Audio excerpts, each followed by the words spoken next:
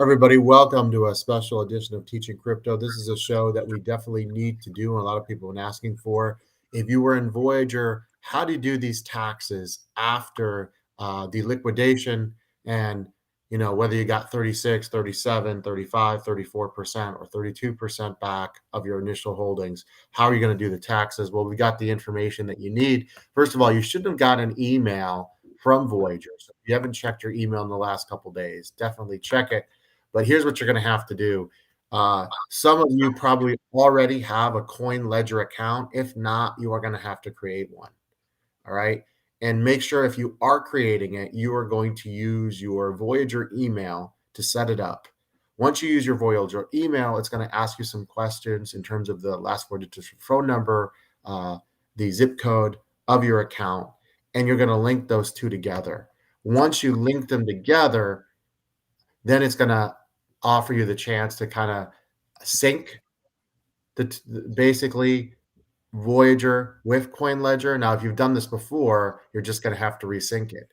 After that, you are going to pay. And with the Voyager discount, MrFOMO, it ends up being about $45 or so, $44.99, I believe. It was a small discount, not much, 10%, I believe, what it was. And that will give you any tax report you need to give whoever is handling your taxes. So it's actually not a hard process at all. At least it's something. In terms of Voyager, as far as we know, they're still in mediation with FTX. Haven't heard back since they spoke to you. But this is a pretty simple process for still a nightmare of a situation. But at least you're not having to look up all your transaction history, put it in a spreadsheet, calculate it. No, you just sync it. You pay the money. It does all the work for you. It took about 2 minutes. I did it yesterday. So at least some good news in a horrible situation. And by the way, hit that subscribe button, guys. Please. Thank you so much for supporting the show. And those of you who are worried if you do or do not have a CoinLedger account, or if you've used it before, remember, most of you used it last year to get your tax reporting already. You had more than 100 transactions, obviously, so you were paying a little bit more. I believe it was like $99 last year. So it's very likely that most of us already have our information in with CoinLedger. We just have to hit that click that forget password or forgot password button and reset our account and then get back in.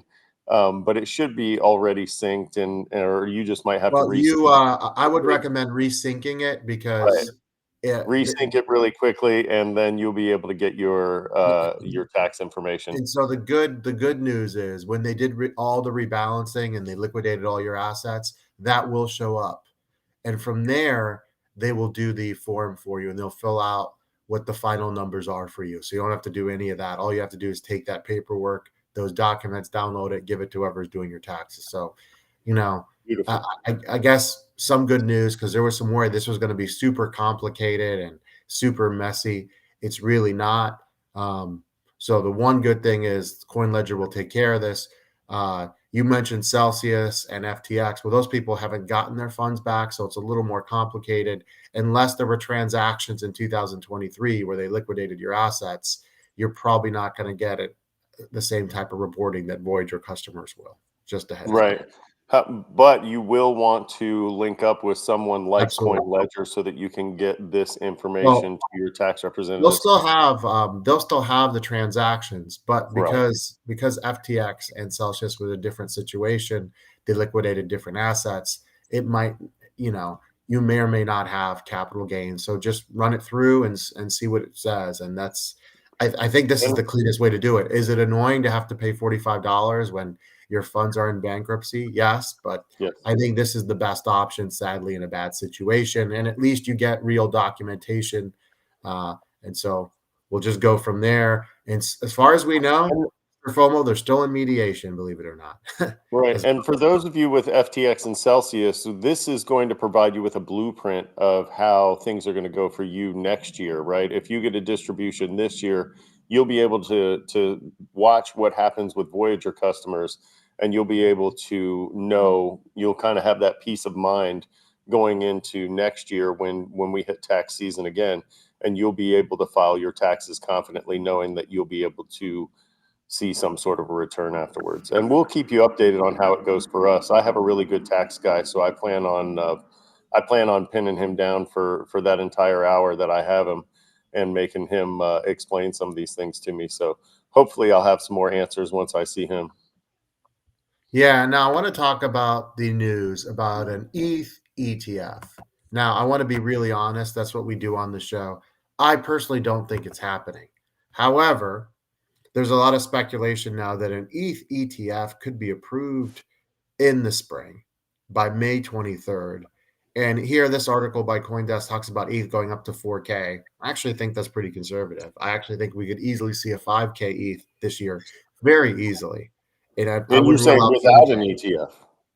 Without an ETF, I wouldn't rule out a 10K by Yeah. 2025, assuming the bull run takes a similar, path as we've had before.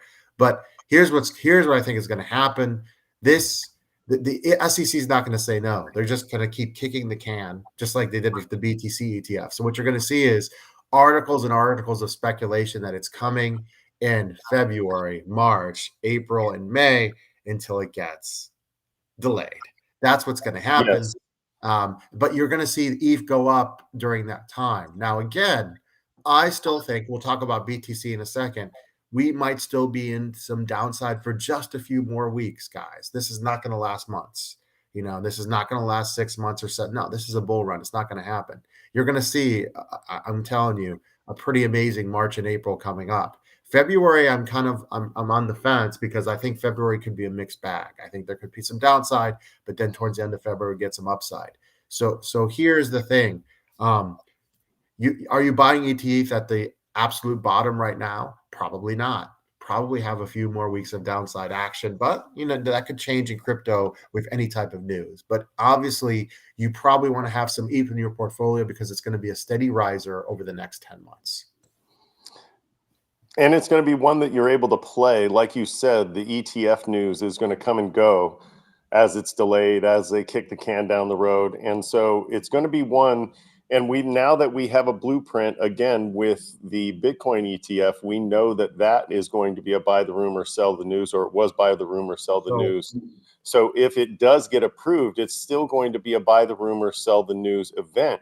So you can play the market knowing that even if it's approved, you can get to a selling point on that date, because whether it's approved or not, the market is going to drop and you will miss out on profits if you don't protect them. If there are still heavy rumors of an approval in May, you might see, we expect some type of dip again after the next hot cycle. You might see the hot cycle extend till the end of May until the beginning of May. So we might, in fact, have a hot March, hot April, and also start off May pretty hot before we cool off in the summer, then come back strong in the fall. At least that's my early indication. Again, you never be 100% sure.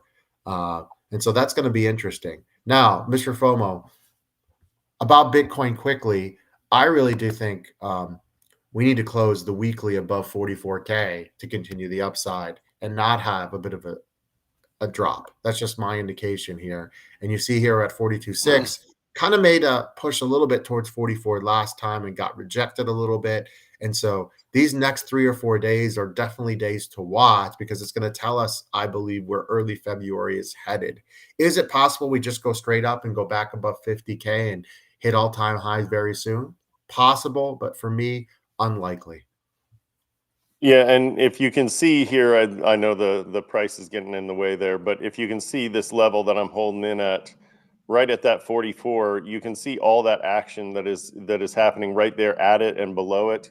And we've only briefly in the last 30 days been above it. And so you're right, that is an important level. There's a lot of action right there between 42 and 44, but hopefully we're building strength here. But like I said, there is always a little bit of a downside prior to the halving event. Is something I said on the last show. One of the few things that I said was correct on the last show. But you're right. This is an important level that we have to break through. If we don't push through it, I'm not sure that it's necessarily this weekend, but I do still believe that we're going to see a red February, and that's just based on the history. Especially the last bull cycle. Yeah. Really And quickly. I do want to correct what I said on the last show. I told you to buy the wrong Jupiter token. Jupiter is only available through airdrop for those that were active with Solana wallet. I believe it's the Soulflare wallet or something like that. And so you could not buy Jupiter token. But if you did buy Jupiter token with me last time, you saw about a 30% pump and you might have been able to swap it into something else. So hopefully Or take you profits. FOMO'd the way that I did and you earned that nickname the way that I did, then you might have found yourself in the green a little bit, and hopefully you turned it into a token that you really wanted to work with moving forward.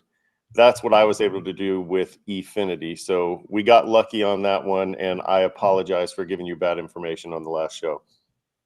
Really quickly, and this might impact Bitcoin prices. German officials recently seized a lot of Bitcoin. In fact, over 2 billion worth, if you want to share that really quickly, Mr. From, with our viewers. And so now the question is, what are they going to do with this Bitcoin, right? This is a lot of Bitcoin, 2.17 billion worth. If they're smart, they'll hold on to it for the next 12 to 16 months. If they're dumb, they're going to sell it in the month of February or March. So just pay attention to this. It And will be it's not going to interesting. drastically affect the market, but could have a small impact over a week or so. I think it'll be interesting. Now there might be laws that um, that dictate what they can do. I'm not familiar with German seizure laws, but there may be some laws that keep them from profiting that way, that keep them from holding on to assets in that way. It seems a little shaky to be able to seize someone's assets and then earn profits from them, but we know that that happens. And I'm not saying that it's bad. I'm just saying it seems like ethically shaky. You know, you might be on some ethically shaky ground. Well, when the government's going to do what they want to do, so it really doesn't matter. They've got it, and so now the I'm question just is, when I do they guess my sell it? main point is that I'm not sure that there aren't laws that say you have to kick that directly to a sale once Maybe, maybe. once you seize it. We'll keep an eye on that because that could affect the market. All right, guys, thank you so much for watching. If you're a Voyager customer, make sure you hop on Coin Ledger, sync that account, and get that situated.